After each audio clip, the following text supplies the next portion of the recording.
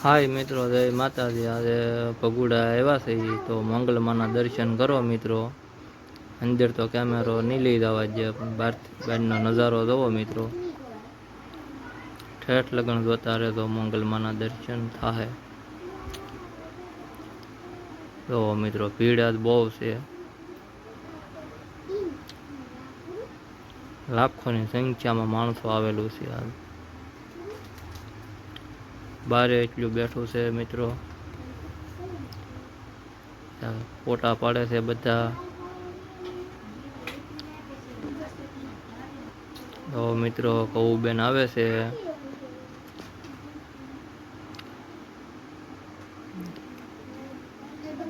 તો મિત્રો શ્રીફળ ફૂલ સુવિધા થઈ ગઈ છે મંગલધામ ભગુડા।